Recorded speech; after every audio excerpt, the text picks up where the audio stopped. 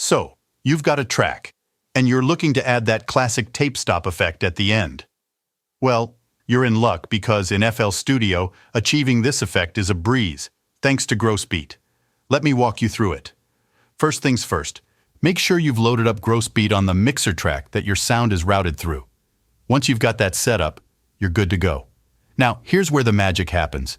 Right-click in the middle of the Grossbeat interface to create a point on the line. This will serve as our starting point. Then, right-click again to bring up a small drop-down menu. From there, select Single Curve. Next, click on the same point you just created and drag it downwards. This action will give us a nice curve, simulating the tape stop effect.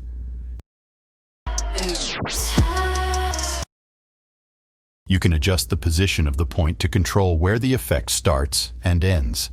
Now, let's add some depth to our effect. Click on the Slot option on the left-hand side of the Grossbeat panel. This will activate an orange line. Right-click in the middle of this orange line twice, and from the drop-down menu, select Hold.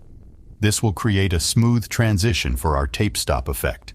Then create another point, and once again choose Single Curve to fine-tune the effect. Now follow my steps.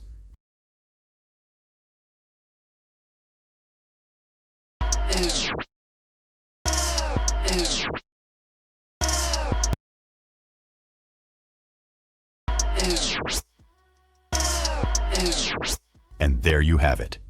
You've successfully created a tape stop effect using Grossbeat in FL Studio. If you want to adjust the ATT value, you can do so using the knob provided. Experiment with different settings and have fun adding this cool effect to your tracks.